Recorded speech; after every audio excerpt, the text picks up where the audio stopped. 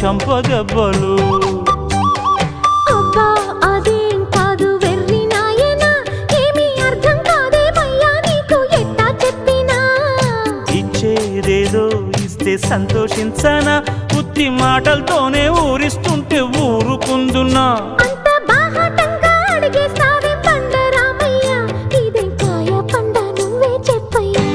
నాకేం తెలుసండే, ఇవ్వాలి ఇవ్వాళైనా మీరు ఏది అది అమ్మాయి